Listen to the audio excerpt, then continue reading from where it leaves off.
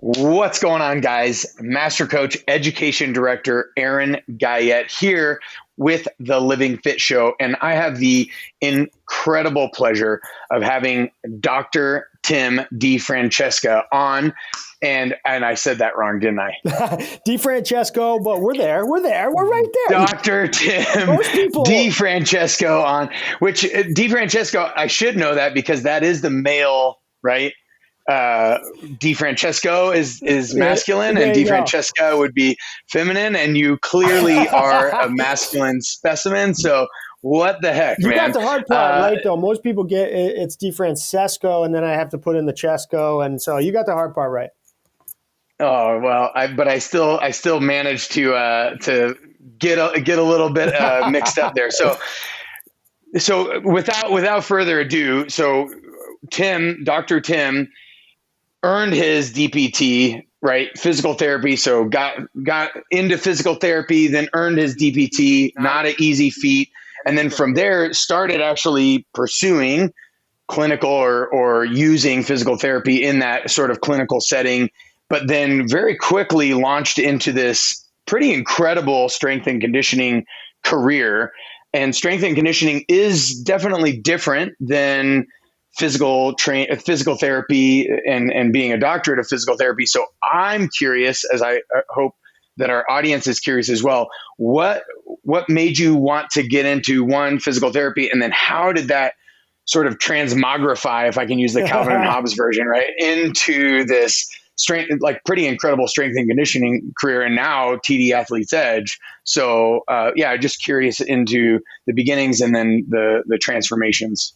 Yeah. So the funny thing, that's exactly how, the sort of timeline of things that went down. Now, I always think back to sitting outside of a practical exam with one of my buddies in PT school, and he's like, "Hey man, I think I'm gonna take that CSCS exam, the Certified Strength and Conditioning Coach exam." And he's like, "You thinking about taking that and adding to the DPT background once we graduate and stuff?" And I was like, "Man, I'm just trying to get through this clinical exam right now. I can't even think about that. So not really on my radar. Good luck to you." And he's like, "Yeah, there's an exam coming up next month." I'm like, "Well, we've got these 5 final exams coming up right now. I'm not trying to think about adding that." And I don't know, man.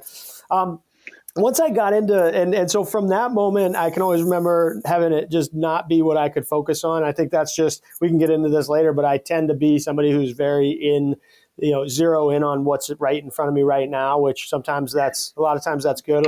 Sometimes it can be hard for me, but, right. I just was so locked in on that I wasn't focused on it. Then I got into the PT realm and started practicing in a basic outpatient insurance-based PT clinic setting. I said, you know what? This isn't going to do it for me. This isn't going to give me goosebumps every day for the rest of my career. I really have to get my hands on a different hammer in this sort of umbrella of what we can apply to people. And I realized there that hammer was being able to prescribe strength,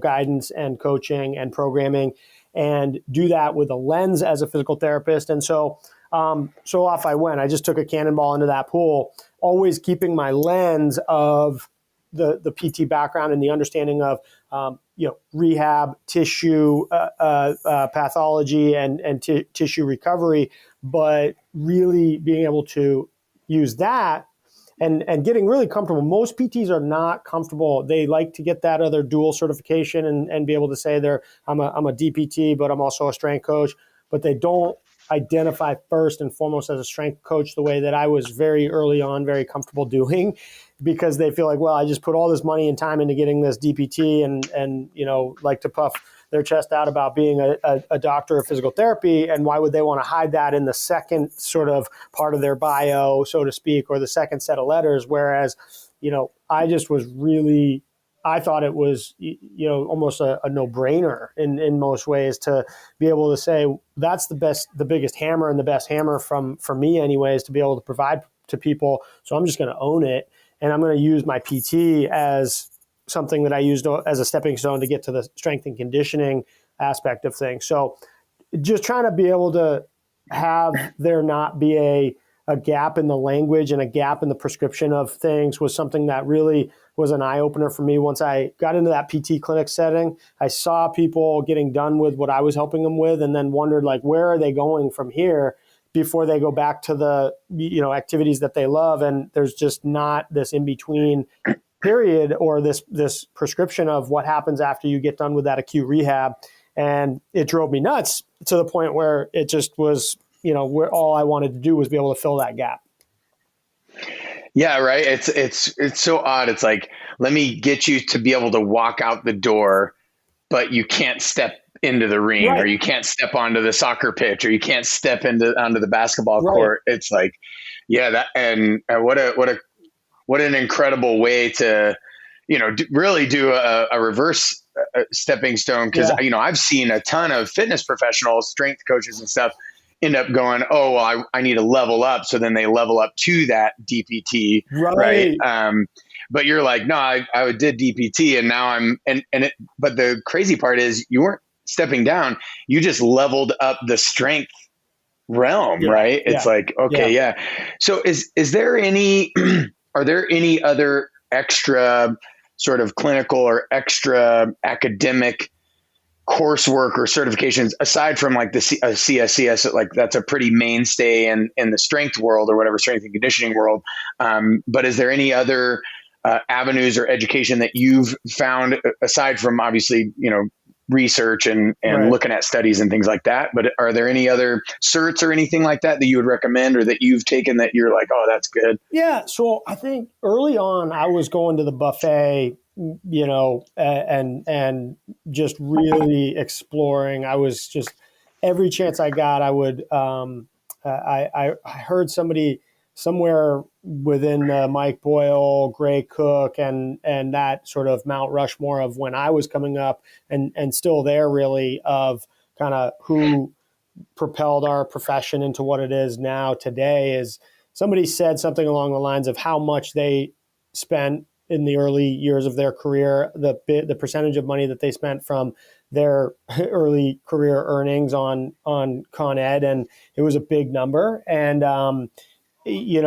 I just said, okay, well, if that's what the Rushmore guys are doing, then that's must not be a bad idea. And also I loved it. I also was just sort of like a kid in a candy shop of being able to get my hands on any article I could, or any course, or any sort of, whether it was a conference or anything that I could get to really understand, how do I begin to weave my own language within all the knowledge that's out there and all the evidence that's out there and the people that are applying it, and what are they saying. So I think some of the ones that for me, one of the ones that stands out the most was going to, at the time, it was Athletes Performance, now Exos, doing one of their week-long mentorships.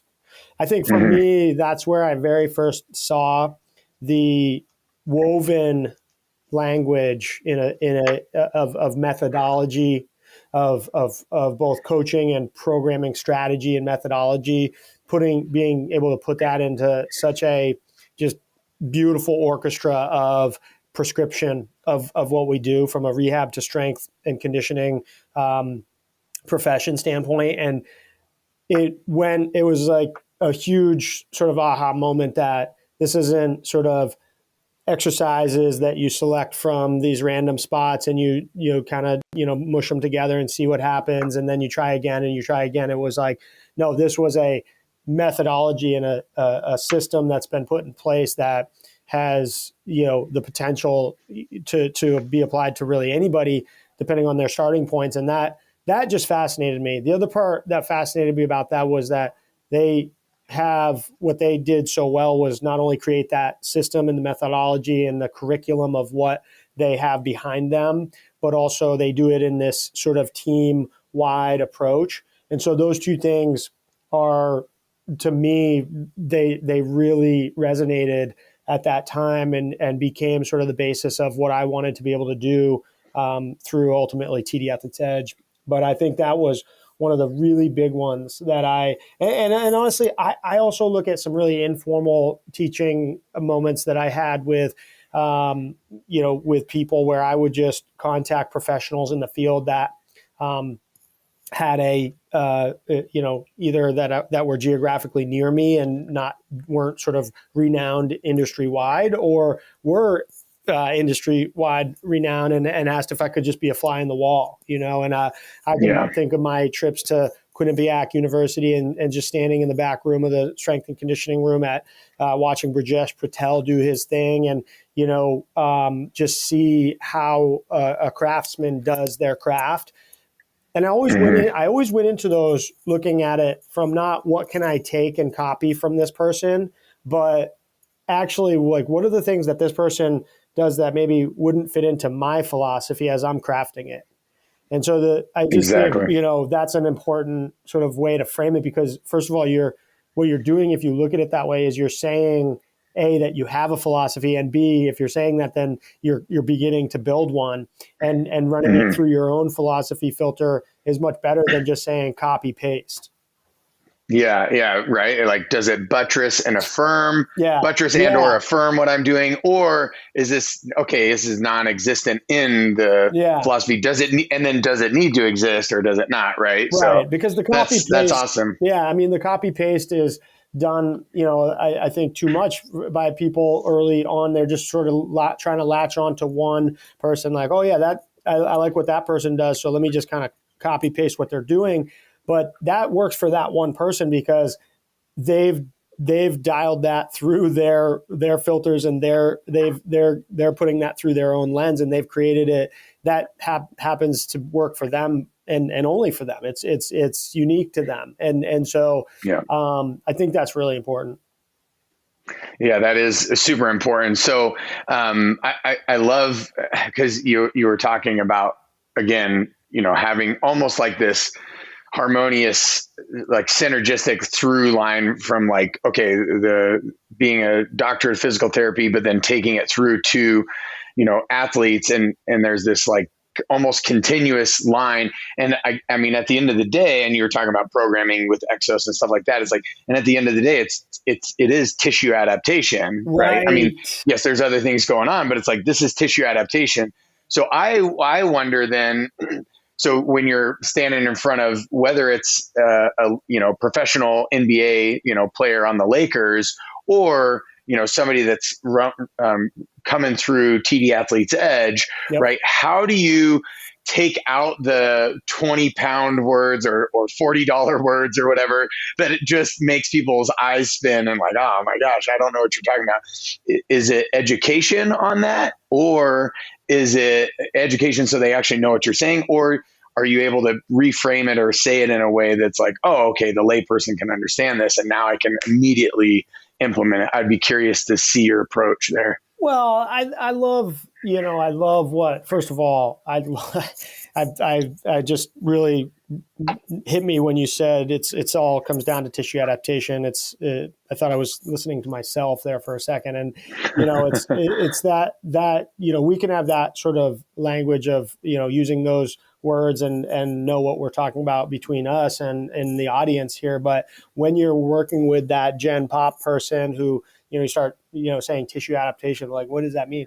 It's like, I learned over time, just by saying things in a way that didn't resonate enough, to then saying, let me say it a different way. Let me say it, to finally, really refining my language. It's like, look, your back is cranky right now. Nobody's driving around with a brand new car off the lot. Don't panic. Don't worry about it. We'll get to we'll get to a point where we've, cracked the code on this. It's going to take a little bit of time. But one thing we know is, whether we're talking about muscles, which everybody looks at muscles as tissues that adapt and get stronger.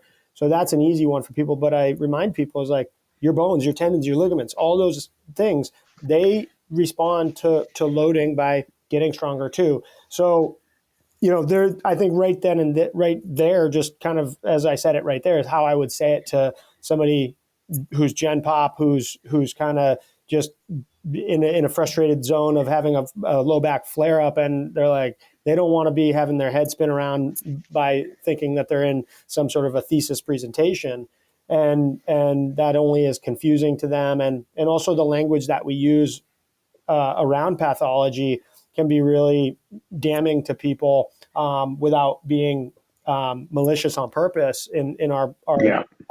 in our field. And so I've learned to really be able to kind of have people become, understand what's normal and understand that, there's not the death sentence when you have some sort of a either chronic or acute injury, that this is the cool thing. This is one of the reasons why I'm in this field, is because our body is not, it's not do or die. It's not static. It's not, okay, if this is the way it is now, then this is the way it stays.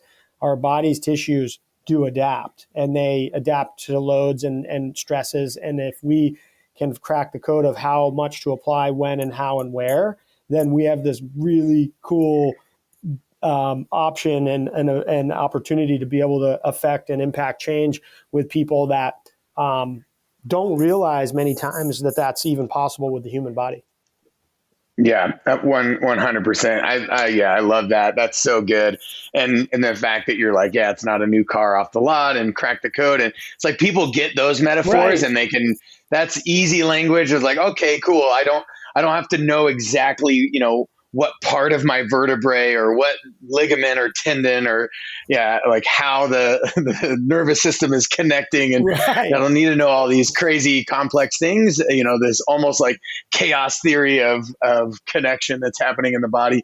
I can just know that, I'm not brand new, and we will work through this and figure this out. And this philosophy and this programming is going to help you uncover that. And there you go. Yeah. Man, there's there's so much comfort in that.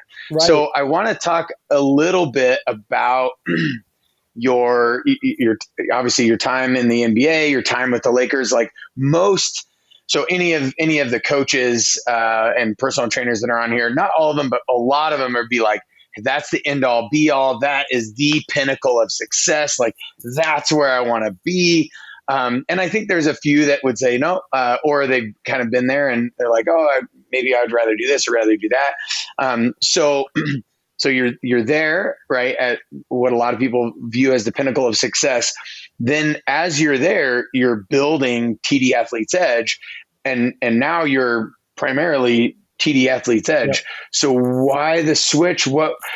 Talk maybe a little bit about your experience there and why that was amazing or good, or if you have some funny stories or whatever. Yeah. But then also I really am curious on, people are like, hey, you were on top and now you went to TD Athlete's Edge. What happened? Right. And yeah.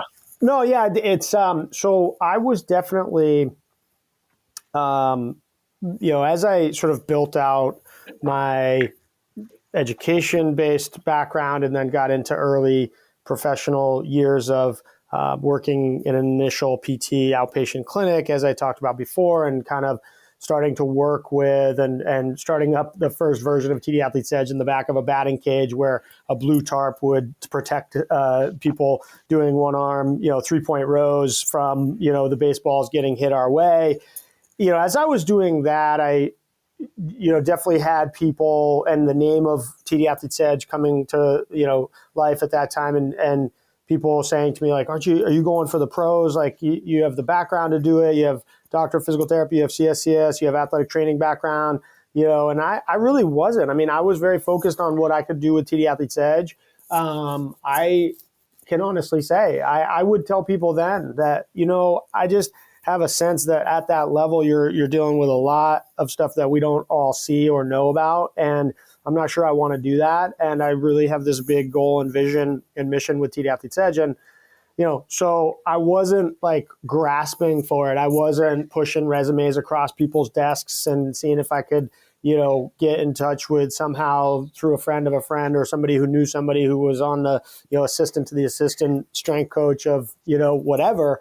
But what happened was it kind of, and the world happens this way often is, when you're not sort of squeezing so hard to get something that you feel like is going to validate you, it can come your way, by accident or by, just that's the way the universe works sometimes. And so I think that is part of what happened. And I had taken this job after I graduated PT school. I worked at the PT clinic that I first started at, Outpatient, started up TD Athlete's Edge on the side in that batting cage facility, and then was buying dumbbells on mismatched dumbbells on Craigslist and to build things out for myself. And then I had this opportunity to get my high school basketball coach called me and said, "Hey, do you think your brother, not me, would want this position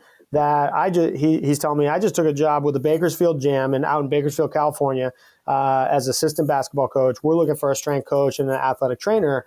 Do you think your brother, who also has the same background as I do, he's now finishing med school, but at the time was working with the Yankees in their farm system, and do you think he would want to scope out the position we have opening here?" And he couldn't, because the baseball season didn't end in time for him to get there for basketball season and all that stuff. But I said, you know what? I know you're checking in on if my brother wants to do it. And, the thing was, my coach was sort of just saying, like, look, you're just starting your career as a PT. You're just getting TD Athlete's Edge off the ground. I'm assuming you don't have time to do this. But I was like, actually, I kind of do. I've done what I need to do. I'm not looking to spend any more time in this clinic setting than I have to. I'm trying to get out of that. And, what I can do is I can sort of go during the basketball season and do this position and keep TD Athlete's Edge running with some of, both my brother helping with that and some other people helping with that. And I was like, I can do it. At that time in my life, I could traipse across country every 6 months and go do that. And I did. And so what that did, though, was it just put me in some of the circles without me knowing it and on the radar of certain people, including Gary Vitti, legendary athletic trainer for the LA Lakers for 28 years, went to 12 finals, has 8 rings. And, the Lakers had sent a couple people down once I got that job with Bakersfield, and a couple of their players came down. I worked with them. He really liked what I did. He liked their feedback. He also was looking for a strength coach who had a PT background. And at that moment, there just wasn't a lot of them. And especially not a lot that had my reversed sort of frame on it. It was like, I was calling myself a strength coach, not a PT. And I was not even looking for a PT job in either any setting. If I were to take a job in the pros, I wasn't going to go in as a PT anyways. And so it was really kind of all came together in that sense. I was what Gary was looking for. He asked me at one point if, when the Lakers call and they say, we have a strength coach position open, you're the person we're looking for, would you be willing? And the answer is yes. So, right. That's how that kind of came about. My time with the Lakers was just so rich and intense, as what I would call it. It was both of those things. It was a crash course. I was new kid on the block. 29-year-old, never had NBA experience, and all of a sudden I'm the head strength coach for Kobe and Pau and Metta World Peace and Steve Nash and Dwight Howard, and so it's like, yeah, okay, here we go, And funny story is one of the first sessions I got, there was sort of a handoff from Tim Grover to me in terms of what working with Kobe. And first session, I'm in there with Kobe in a hotel gym. Trying to think of what city we were in, but it'll come to me. But he comes in and he's he's clearly waiting to see what this new kid's going to do with him, and I go something like a dumbbell floor press into some of the, at the time, the hottest exercise was those wall slides. You stand against the wall, do that shoulder mobility work there. So we go dumbbell floor press, and then we go. I show him, okay, now we're going to go up to the wall and we're going to open up those shoulders a little bit, and we're going to do. He goes, look, man, I don't do any of that candy shit. So give me another dumbbell exercise to go with this other dumbbell exercise, and we're going to get strong, and we're going to get strong as fuck. So let's go. And so, that was like, yeah, okay. So anyways, the next exercise, we're going to go dumbbell. We're going to go, and, that was like, it just was, I had to learn on the fly how to, connect and relate and deal and, really be able to, be a concierge to those level of guys. And then we also had your 19, 21-year-old guys 19, 20-year-old guys coming through, Julius Randle and D'Angelo Russell coming through, who were still 19 when I got them and had no idea what it meant to work hard and to be consistent. And, for me to really teach that to them was a whole different ball of wax. So it was a lot of, different kind of being able to be a chameleon in those spaces there for me. And I think, from my standpoint, I got to be around some really excellent, being around somebody like Gary Vitti and just soaking up what you could from somebody that had been in that space for 28 years and seeing somebody orchestrate a staff like that. And then also being around great clinicians like Judy Cito, who's now the director of performance at the Lakers, now one of the best clinical PTs that I've ever been around, and that kind of thing. That's where the richness of the experience was for me, and just being able to kind of figure it out on the fly as I went, and spent 6 years as that head strength coach position, and then really just getting to the point where at the first 2 years, I think it was like it was a honeymoon. I was thinking to myself, well, maybe I do want to do this for the long haul. Maybe I didn't think so, but I'm here now. It's pretty, there's some richness to this opportunity. I want to play it out. And then, years 3, 4, 5, you kind of start to have that TD Athlete's Edge mission and vision creep back up. And I had to put that into a dormant state for a while. And, I really couldn't deny what was there for me and being able to kind of start to say, okay, how many years do I want out of this before I have had enough, or before it's enough to build credibility into my next move? And I had always felt like the 6 to 10 year mark was going to be somewhere in the ballpark. And at year 6, Magic and Rob Pelinka took over for the ownership or the management that I came in under was Mitch Kupchak more. And there was just differences in terms of what I wanted to get out of my position at that point, and what it wanted to become and what they were seeing. And the option was there for me to stay. And I just said, look, this is, for me, I think the time. I don't want to sort of force anything here between us and have either side not be, satisfied with what is happening. And so it's my time to ride off into the next chapter of another rich and intense experience with TD Athlete's Edge. Yeah, that's awesome. And how cool is it that, and I mean, well, aside from, I'm sure there's probably a million stories of the difficulty and the stress and the travel and the schedule and all of that stuff too. Right. But, and the fact that are you still living on the other side of, well, I mean, I guess if you're just traveling a bunch, then that's one thing, but you're in LA, yeah. I'm sure doing most of your work. And then are you still living in Mass at that time, or did you finally move? So my wife and I moved out to LA, and we're in Manhattan Beach. That makes sense. When I was in Bakersfield pre-Lakers, I was back and forth. When the season was over, I was back. And, we really hit the exit button and got really full on West Coast at that time. So we were all in, all out there. But, that position doesn't allow you to be sort of planted in any one place for very long. Right. Yeah. And so then you go back, right. And this is the beginning of TD Athlete's Edge, which isn't the beginning, as now I'm right. Like, so you had that before, but this is now really a completely different rendition because of the richness of your experience with the Lakers and out in Bakersfield and all of that. I'm sure that just adds a million tools to the tool set, so to speak, and levels up your philosophy, like you were saying, right? Incredibly so. So how does that then start to take form? And then I want to get into okay, where are we at today from the beginnings as well? Yeah. So I think from one of the things I had somebody from within my network of colleagues in the NBA, after I had sort of announced I'm headed out, and people reaching out, and one strength coach in the NBA said to me, what's your plan B though? I get it. Like, you're going to take a stab at TD Athlete's Edge and really blow oxygen into that and do what you can there. But what's your plan B from that? And I was like, I don't have one. I don't even want to think about having one, because, to me, that's all that's going to do is make it that much easier for me to not, squeeze every drop out of what I'm going to try to get out of this and how I'm going to do this. And I don't want that excuse. I don't want that option there. I want my back to the wall. I want to see what happens when I have to fight out of this thing and I have no other option. Yeah, well, that's what you're saying at the beginning, right? It's like this is a double-edged sword.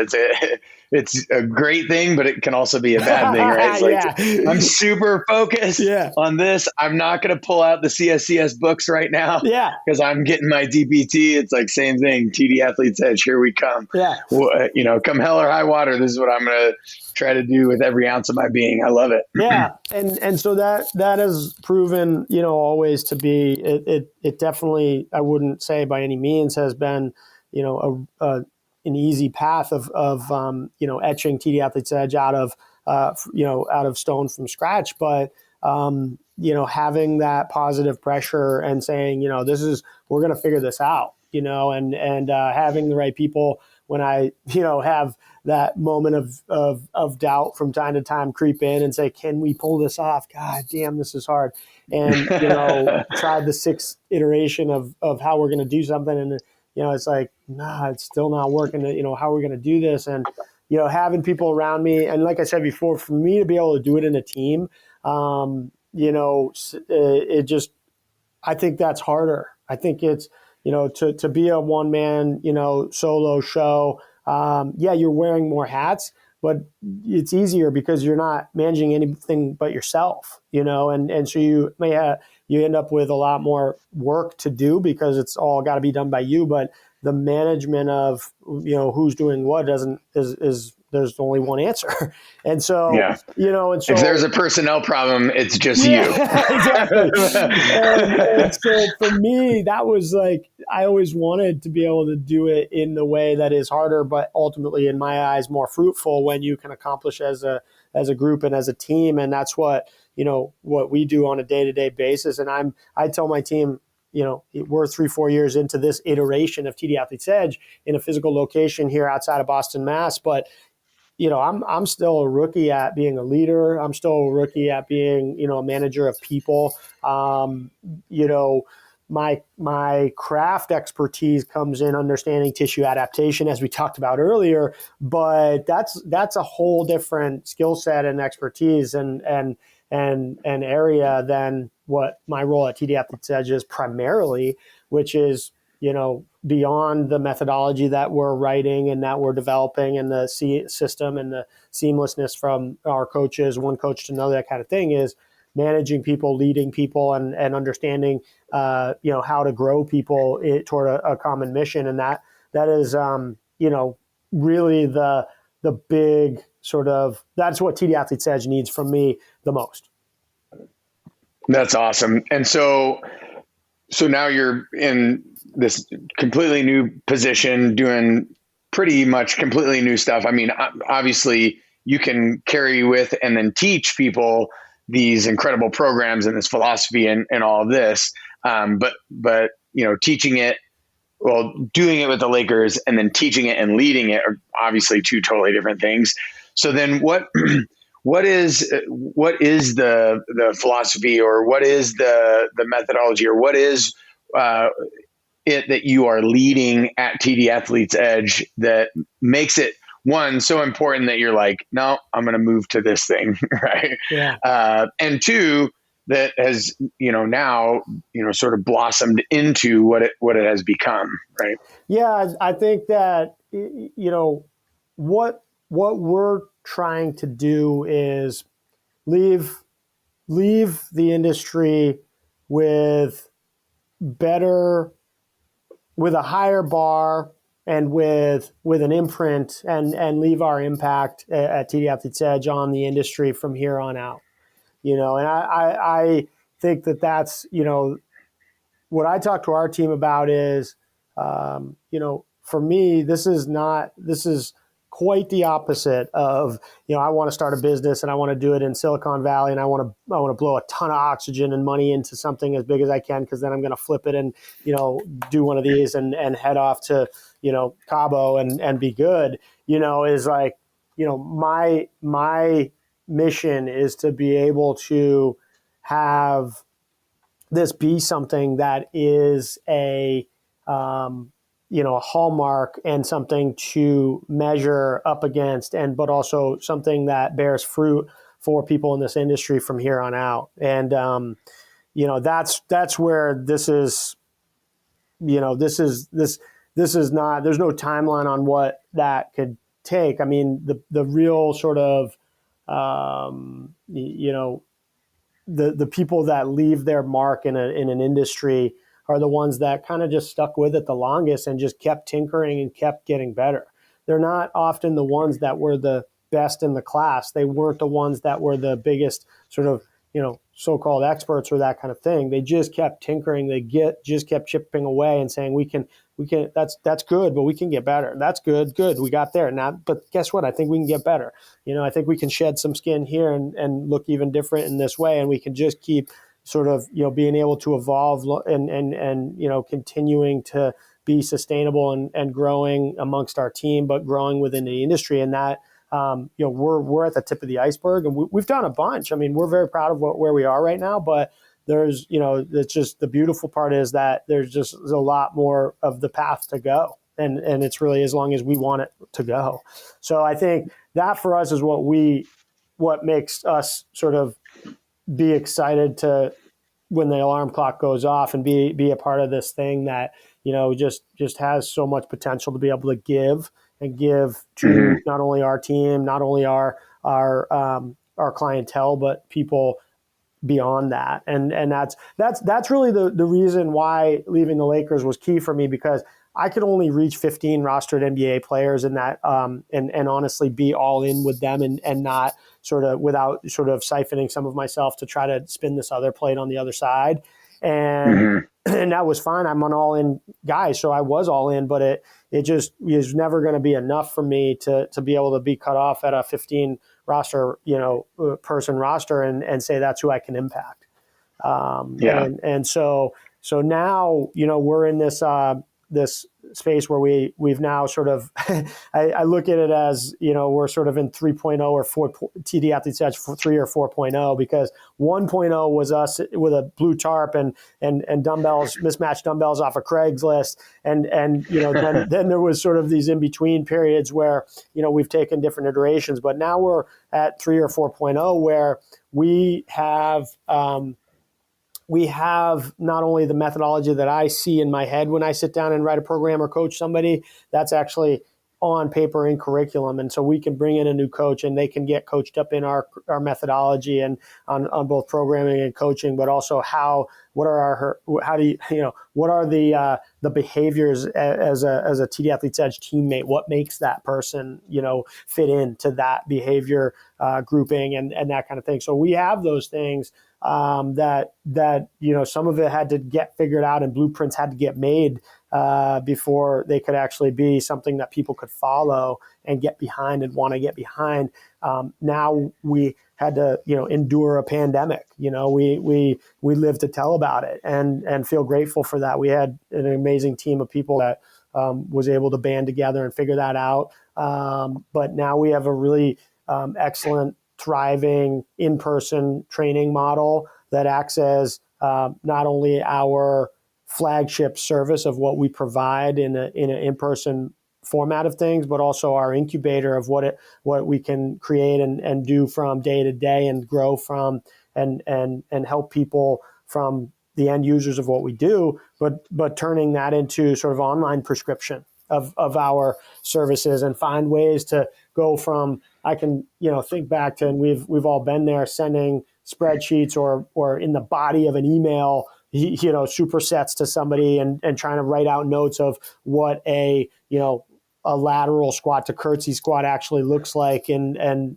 means you go right with the right foot and keep your chest up proud, and you have to type that stuff out, to having instructional videos at your fingertips and not have to leave an app to go watch the video and all this other stuff, and being able to see that stuff evolve and reach people again. We can reach a good chunk of people out of our facility here outside of Boston, but we can't reach as many people as we can, through the internet. And so, but you have to be able to reach them in a way that we're proud of, and not just reach them. That anybody can, build up a reach if you do it the right way. If you put your head down and you just kind of, you build that up, and there's strategies to do that, and there's ways to do that. But to reach somebody with something that's really lasting and impactful to them through online format is actually harder. It's way harder, because the part that makes training and coaching really impactful is when you have that ability to connect with the person and make something meaningful for them that they couldn't have got in another way, or by somebody else. So to do that online is really hard, and I think we've really cracked the code on how we can do that in both formats. And I think the piece for me is, as I've said in different ways already, it's so important for me to be able to reach as many people as we can, but only as many people as we can at the level that we're proud of. Yeah. Well, like you said at the beginning, right? It's like you're reaching 1 million people maybe, but now you've lost your philosophy, right? Like, and it's like, whoa, what was the point now of reaching 1 million if I can't reach them with the philosophy that I know is what's going to help them crack the code on, what it is that they need to do for themselves. And so it's cool that that's now like shining through in an online version, because you're absolutely right. Like, anybody can go and scroll on Instagram or scroll on YouTube and find an exercise and do a movement, but is it helping you?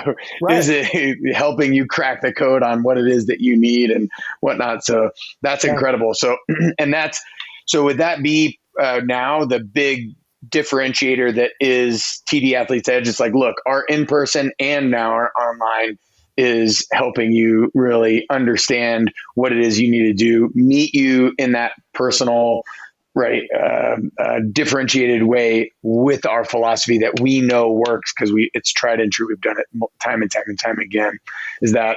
Exactly. Did I nail it? Did I get that right? Absolutely. And I think the piece that we always, that fuels us and fuels our team is, when you hear somebody say, like, I've been around the block. I've worked with trainers, I've worked with PTs, I've worked with, chiros, but I haven't seen it prescribed in this way. I haven't seen it prescribed with this level of precision.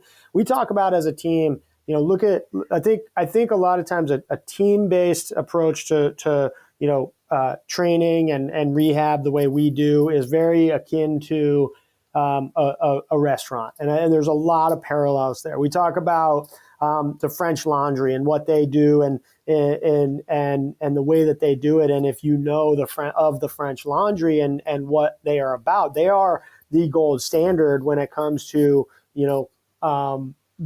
dining service and restaurant service at a farm to table operation, and being able to do it at that level. They're not looking at like, well, where can we scale to the next. It's like, once we get to where we're outscaled to what we can provide at the level that we're proud of, that is our own standard, not what the industry says is good enough, then that's, and the precision that they put into the behind the scenes part of it is something that we strive for in every, before every shift that we have, morning shift, PM shift. We're sitting there like as if you would be in a restaurant, and, the head chef or the different people and deputies in that restaurant are going through, hey guys, here's what's on tonight. Here's where we got these ingredients. Here's what, don't forget on the 9 o'clock reservation, we've got the person with the allergy. We need to make sure we take into account they're coming in with 2 kids, so be ready. We're going through that as if we're game planning and making it a service. We break each huddle pre each shift with 3, 2, 1 showtime, and that's our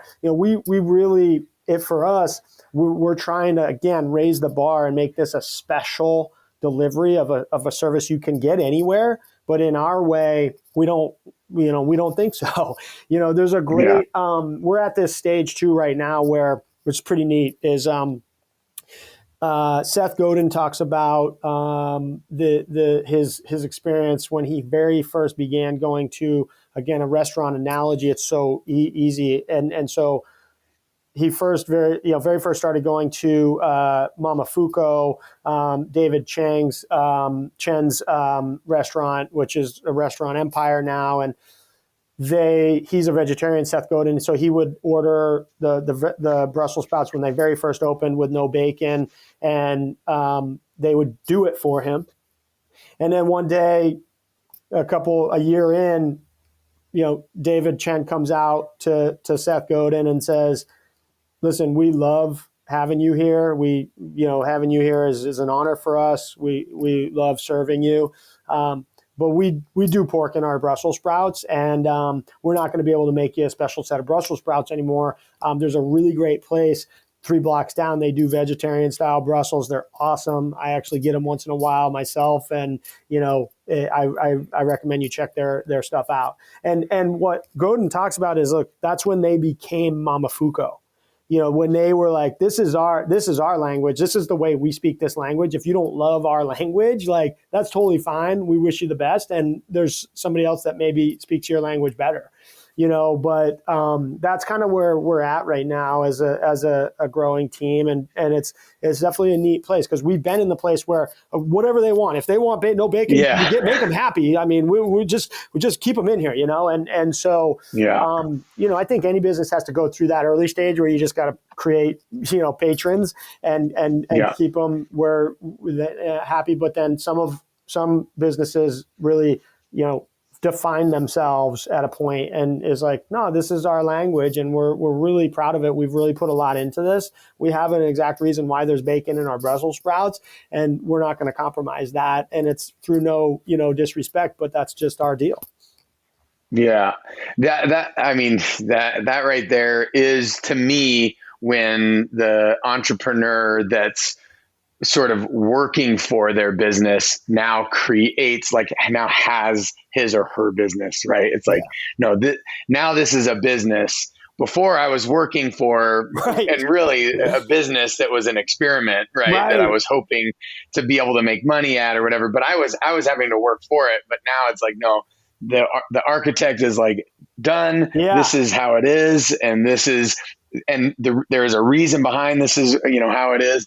So that's amazing that whether it's the 3.0 or the 4.0, is like, that is an awesome place to be. That's incredible. And, Dr. Tim, I could go on and on. I love nerding out on business. I love nerding out on fitness and tissue adaptation and all that stuff. This has been an incredible pleasure for me. But I'll wrap it up. Cool. And we always wrap up with what is LivingFit? So not LivingFit the brand, but LivingFit, this idea or this principle or this concept, to our guests. And so I would love to hear Dr. Tim DiFrancesco. I would love to hear your version of or your definition of LivingFit. So I think that it really comes down to understanding the direction of your grain. And what I mean by that is,